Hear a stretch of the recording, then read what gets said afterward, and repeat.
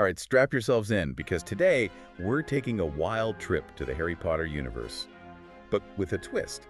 You ever think about, like, what if Harry never actually got T that Hogwarts letter? Just imagine. He's stuck with the Dursleys, grows up totally normal, no magic, no wand, no fighting Voldemort.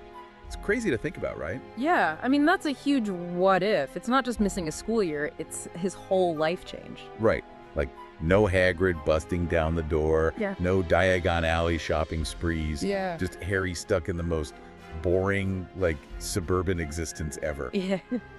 Can you even picture him mowing the lawn and arguing with Dudley over the TV remote? Almost hurts to think about it, especially knowing he's got all this magical potential just simmering under the surface. He wouldn't even know what it was, let alone how to use it. Exactly, and our sources suggest he might even become withdrawn, like constantly frustrated, feeling like something's wrong, but not knowing WHY. It's like being amazing at something but not knowing it's special. Right, and everyone around you is telling you you're making it up.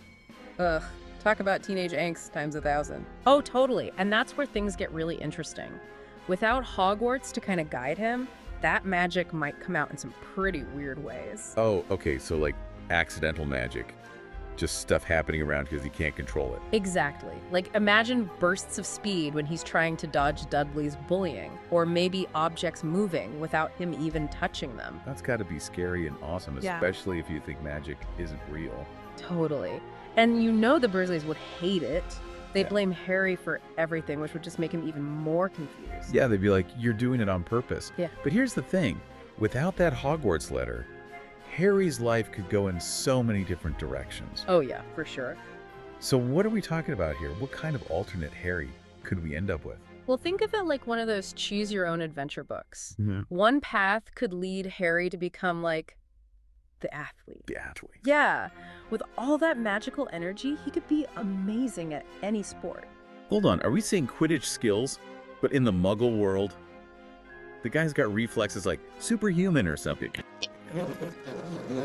They're bludgers. Exactly. It might not be deliberate magic, but those instincts would definitely give him an edge. Like, picture Harry, the unsuspecting superstar, totally clueless that he's channeling magic. I love it.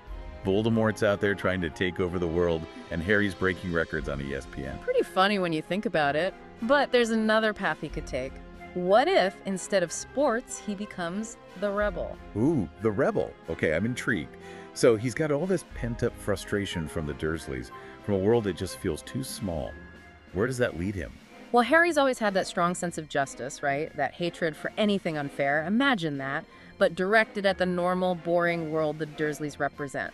He'd be questioning everything, pushing back against authority, maybe even getting into some trouble. Oh yeah, I can totally see that. Yeah. What kind of job would a rebellious, magically charged Harry even have? He might be drawn to anything that shakes things up. Like, imagine him as a detective obsessing over cases that seem impossible, or maybe a journalist uncovering stories that seem too weird to be true. He might even become... Wait, don't tell me.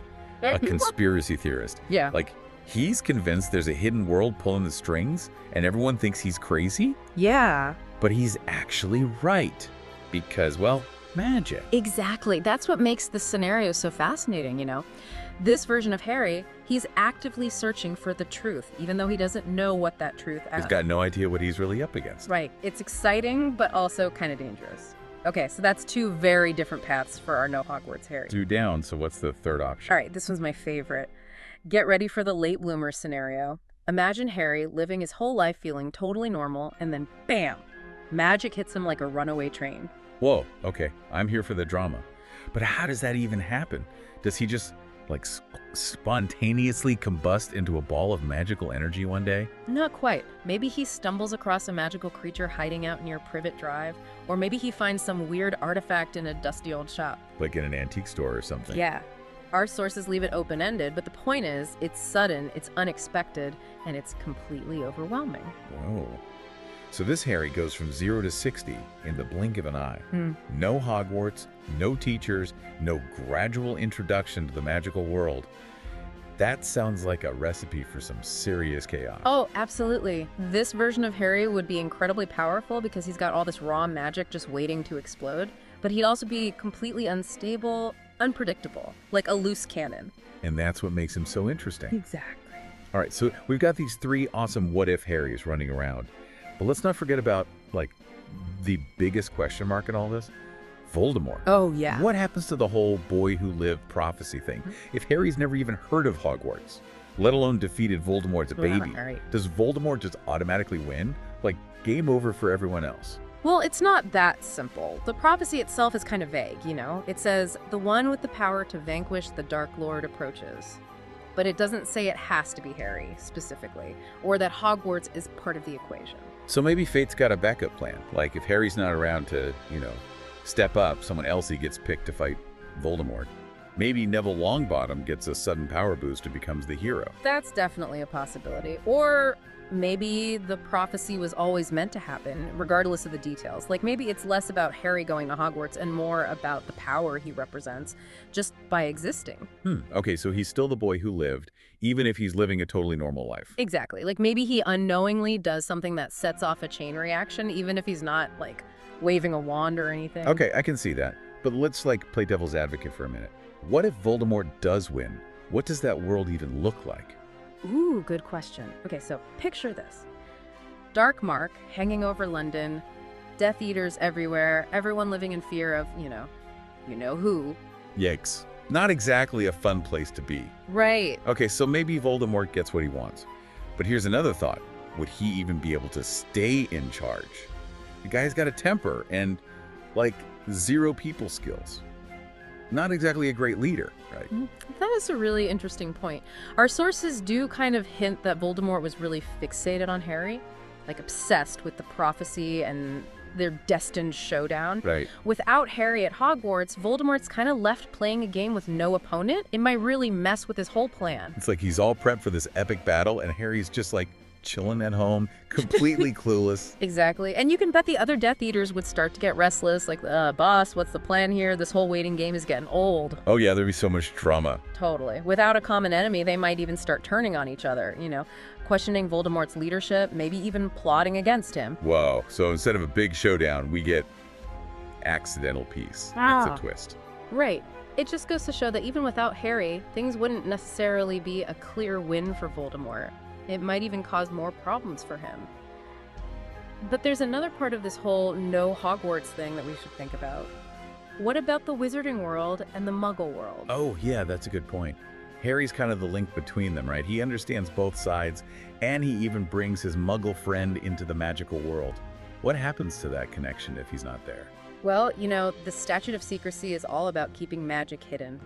But without Harry's experiences, would the Wizarding world become even more isolated? Yeah, maybe they see Muggles as more of a threat if there's no one to, vouch for them. That's one possibility. Or maybe it goes the other way. Like, maybe without Voldemort as a constant threat, wizards and witches would be more open to interacting with Muggles. Maybe they realize they're not so different after all. Well, that'd be cool. Right. It's a really interesting question. And it shows just how much influence one person can have, even without meaning to. Harry's absence could change everything. Totally. And we haven't even talked about what would happen to him in all of this. So, okay, my brain is officially fried. We've gone through alternate Harrys, a Voldemort-run world, wizard-muggle relations. It's a lot for it. What's the big takeaway here? Why should we, our listeners, care about all this? Right. It's mind-blowing how one little change can have such huge effects. I think what we're seeing is that even in a world with magic and prophecies, individuals still matter. Harry, Hogwarts or no Hogwarts, has a unique impact on everything around him. It's like, even without knowing he's a wizard, he's still Harry Potter. Brave, compassionate, always ready for a challenge. Okay, but I gotta know, out of all these alternate versions of Harry we've talked about, which one is your favorite? I'm really drawn to Rebel Harry. Just imagine him accidentally stumbling across magical stuff and trying to make sense of it with his Muggle logic. It's hilarious. Right, he'd be like a detective on the edge of a world he doesn't even know exists, always chasing these impossible clues. Exactly. Plus, there's that whole element of danger, right? He's up against forces he doesn't understand, which makes it even more exciting. Okay, listeners, now it's your turn. Which alternate Harry do you like best? What do you think happens to the Wizarding world without Harry at Hogwarts? Hit us up in the comments. We want to hear your thoughts. Yeah, definitely. And remember, there are no right or wrong answers here. It's all about exploring the possibilities, having fun with those what-ifs. Who knows, maybe our little chat here will inspire some amazing fan fiction out there. That's what we love to hear. And hey, if you enjoyed this wild ride through the Harry Potter multiverse, make sure to subscribe for more what ifs, deep dives. We've got a whole bunch of alternate realities just waiting to be explored. So until next time, keep on diving.